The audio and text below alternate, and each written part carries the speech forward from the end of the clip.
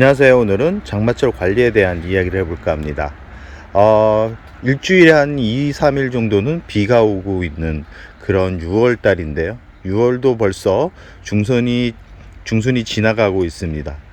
한낮 온도가 참 30도가 넘어가는 그런 일수가 많아지고 있는데요. 이럴 때일수록 물주기, 장마철 관리가 제대로 되어야지만 봄에 예쁘게 키웠던 다육이들을 조금은 건강하게 장마와 여름을 보낼 수 있는 그런 힘을 만들어 줄 수 있다라는 말씀을 드리고 싶습니다.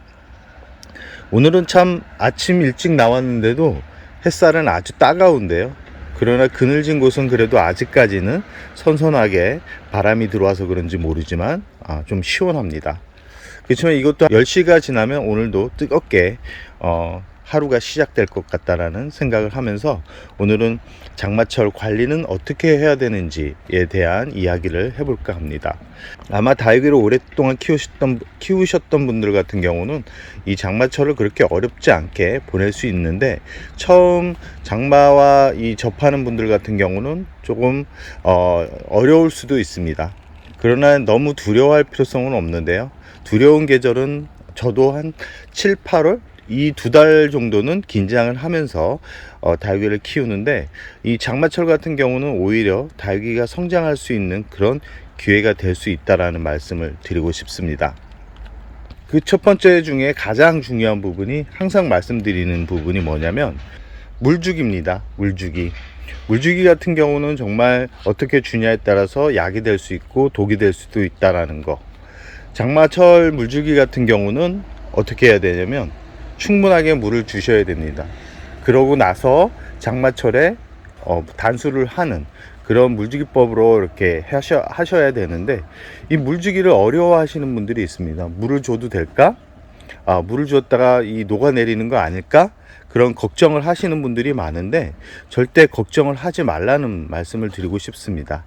아직까지는 뿌리가 건강하게 자리를 잡고 있는 그런 시점이고, 아직까지는 잠에 들어가는 그런 시기가 아니기 때문에 이 물을 주어도 이 다육이가 버텨낼 수 있는 힘이 있습니다. 그러나 이제 이 7월, 8월이 들어가면서 이 뿌리가 서서히 수면기에 들어가면서 이제 문제가 되는 거지, 아직까지는 물을 주면서 성장을 시키라는 말씀을 드리고 싶고요. 물을 줄 때는 꼭 이 뜨거운 햇살이 비추는 그런 시간대에 주는 게 아니라 이 새벽 시간대, 아니면 햇살이 조금은 약해지는 시간대를 잡아서 물을 주시라는 말씀을 드리고 싶습니다.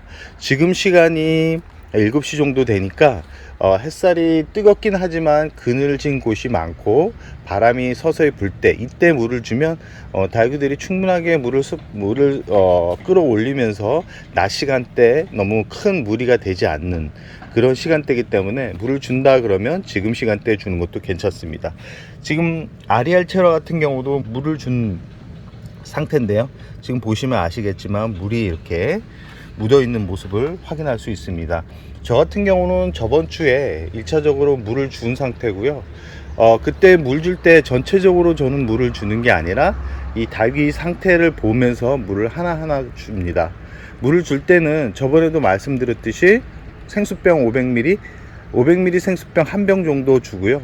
이 작은 화분 같은 경우는 2, 3일 날씨를 봐서 흐린 날이 많고 비가 오는 날이 많다 그러면 3분의 1 정도 준다라고 생각을 하시면 되는데, 제가 키우고 있는 화분들 같은 경우는 거의 다 대품 화분들입니다.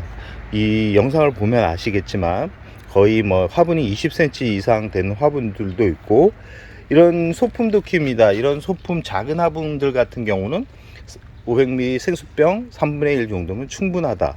그렇지만 이런 대품 화분에서 자라고 있는 그런 화분들 같은 경우는 생수병 500ml 한 병 정도는 줘야지만 충분하게 버틸 수 있다라는 말씀을 드리고 싶고요. 물을 줄 때는 꼭 확인하셔야 되는 부분이 뭐냐면, 이 다육이가 분갈이를 한지 얼마가 되었냐가 중요합니다. 분갈이를 한지 얼마 안 됐고 뿌리를 많이 건드렸던 그런 다육이들 같은 경우는 직광에 놓기보다는 그늘진 곳에 두고 물은 최대한 적게 주는 게 좋습니다. 물을 최대한 적게 주는 게 좋지, 이 뿌리를 건드린 상태에서 분갈이 한 지도 얼마 안 된 그런 화분들에게 물을 줄 경우 물을 끌어올리지 못할 확률이 높습니다. 그럴 경우 물러서 후두두 떨어지는 그런 결과가 나타날 수 있고요. 분갈이를 한 지 한두 달 이상 지나고 뿌리가 어느 정도 활착된 그런 화분들 같은 경우는 물을 주면 바로바로 끌어올리는 모습을 확인할 수 있습니다. 지금 호피방울복랑금 같은 경우도, 단주 같은 경우도 보십시오. 성장하는 모습을 이렇게 확인할 수 있는데요. 이렇게 장마철이 오기 전에는 이 다육이들이 큰 성장을 합니다. 아마 다육이를 키울 수 있는 마지막 시간이라는 말씀을 드리고 싶은데요.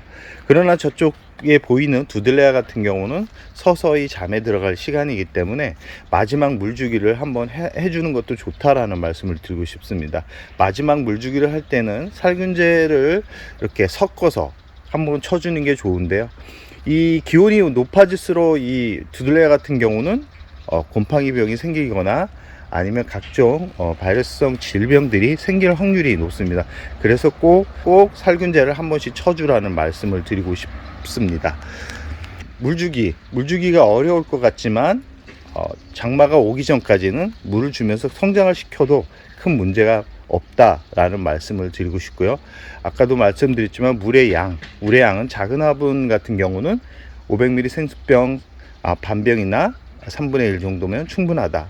그러나 대품 화분 15cm 이상의 큰 화분 같은 경우는 한 병 정도라고 생각을 하시면 됩니다. 물을 주고 꼭 제가 매번 말씀드리는 부분이 뭐냐면, 물을 주고 2-3일 지나서 물에 반응을 하는지에 대한 확인을 꼭 하시라는 말씀을 드리고 싶습니다. 꼭 확인하셔야 됩니다. 물만 주고 나는 물 줬어 라고 생각을 하시면 큰일입니다. 그거는 정말 지식이 없는 것과 같은 거기 때문에 물을 주고 나서 꼭 이 다육이가 물을 끌어올리는지 확인하셔야 됩니다. 지금 매창 같은 경우도 이렇게 만져서 이 돌덩이가 되지 않으면 뿌리에 문제가 있는 겁니다. 뿌리에 문제가 있는 거기 때문에 이런 다육이들 같은 경우는 새흙에 자리 잡아 주는 게 좋습니다. 장마가 오기 전에 빠르게 새흙에 자리 잡아 주는 게 좋지, 그대로 방치하다가는 여름을 이겨낼 수 없다. 여름을 두려워할 필요는 없지만 관리가 안 된 다육이들한테는 두려운 것 같다 라는 말씀을 드리고 싶습니다. 꼭 물을 주고 나서 확인을 하셔야 됩니다. 지금 영상에 보이는 호피방울복랑금 같은 경우도 기온은 높았지만 아침 새벽 온도가 낮으면서 이렇게 이 뿌리가 자리를 잡는데 충분한 시간적인 여유가 아직 남아있음을 이렇게 확인할 수 있습니다. 이 호피방울복랑금 같은 경우도 분갈이를 한 지 한 3주 정도 된 것 같은데요. 물을 2번 준 상태고, 이 낮 기온이 30도가 넘어간다 그래도 아침 새벽 온도가 낮기 때문에 이렇게 자리를 잡아가는 모습을 확인할 수 있습니다. 이런 다육이들 같은 경우는 뿌리가 빠르게 내려졌기 때문에 여름을 어렵지 않게 날 수 있는데요. 뿌리가 나지 않는 다육이들 같은 경우는 이제 시간이 정말 없다. 그런 다육이들 같은 경우도 꼭 저번 영상에서 보여드렸듯이 물을 조금씩 주면서 뿌리가 내릴 수 있는 환경을 만들어 줘야 된다라는 말씀을 드리고 싶습니다. 두 번째는 살충제와 살균제를 한 번씩 쳐주셔야 되는데, 이 살충제와 살균제 같은 경우는 어떤 약을 쳐줘야 되는지를 몰라서 그냥 아무 약을 막 쳐주는 분들이 있는데, 보통 많은 분들이 사용하는 그 살균제 같은 경우는 다이센엠이라는 약제와 그 다음에 브라마이신, 마이신 계열, 베노밀, 그 다음에 균킬, 시중에서 많이 판매가 되는 누구나 쉽게 구할 수 있는 제품이 균킬이라는 제품인데요. 광고는 아니라는 말씀을 드리고 싶습니다. 균킬이라는 제품 같은 경우는 쉽게 접근을 할 수 있고 다양하게 종합 살균제라고 생각을 하시면 됩니다. 쉽게 스프레이 형식으로 이렇게 쳐주면 이게 약을 뭐 희석을 하거나 뭐 그러지 않아도 충분히 효과가 있기 때문에 그러나 이제 뭐 마이신 약성이 강한 꼭 약재상에서 구입을 해야 되는 그런 약재보다는 아무래도 효과적인 면에서 좀 떨어지긴 하지만 집에서 쉽게 쳐줄 수 있다라는 장점은 있습니다. 그런 약재 하나만 쳐줘도 충분히 이렇게 이렇게 효과가 있기 때문에 살균제는 그런 정도의 약재를 사용을 하고요. 살충제 같은 경우는 보통 깍지벌레와 응애가 많이 끼는데, 보통 이 시기에 가장 많이 발생하는 게 깍지벌레입니다. 깍지벌레. 올해는 이상하게 깍지벌레가 그렇게 많지 않습니다. 그러나 이 거미줄처럼 찐덕찐덕한 하얀 그런 이물질이 있거나 아니면 하얀색 벌레가 왔다 갔다 하는 정도가 보인다 그러면, 약성이 아주 강한 약재는 메머드입니다. 메머드 같은 경우는 약재상에서만 구입을 할 수 있고요. 이런 친환경 약재로는 전원생활이나 아니면 올킬 제품 중에 이 깍자바라는 약재가 있습니다. 그런 약재를 쳐주면 되는데, 그런 약재 같은 경우는 한 번에 듣지 않습니다. 총 3일 간격으로 총 3번을 쳐줘야 되는데, 이 부분이 참 퀘스천입니다. 왜냐하면 약물도 물이기 때문에 총 3회에 걸쳐 가지고 약을 쳐주다 보면 약물 때문에 오히려 닭이 이 건강 상태가 좋지 않은 결과가 나올 수 있기 때문에, 그럴 경우는 이 시기를 잘 따지셔야 됩니다. 이 장마철 같은 경우는 비가 많이 올 때는 오히려 그냥 잡아주는 정도, 이 손수 그냥 이쑤시개나 아니면 씻어주는 정도로 이렇게 마무리를 하시는 게 오히려 더 나을 수도 있습니다. 약은 햇살이 강할 때 쳐주시면 안 됩니다. 왜냐하면 화상을 입습니다. 약해라 그러죠. 약해를 입을 가능성이 아주 높기 때문에 이 흐린 날에 쳐주는 게 가장 좋은데, 흐린 날에는 또 습도가 높습니다. 그렇기 때문에 이른 아침이나 오후 늦은 시간대에 쳐주는 게 좋다라는 말씀을 드리고 싶습니다. 세 번째는 분갈이입니다. 분갈이를 저는 매번 말씀드리면, 분갈이는 지금 시기에 하기에는 좀 위험하다. 그러나 닭을 오래 키우셨던 분들은 경험이 있기 때문에 지금 분갈이를 하면 오히려 빠르게 또 자리를 잡을 수 있는 기회이기도 합니다. 왜냐면 장마철 같은 경우 흐린 날이 오래 가죠. 그리고 공기 중 습도가 높고 닭이 성장할 수 있는 기온이 딱 부합되기 때문에 오히려 성장을 시키고 오히려 뿌리가 빠르게 활짝되면서 성장을 시킬 수 있는 그런 기회이기도 하지만, 그건 어느 정도 경험이 있는 분들한테 해당되는 부분입니다.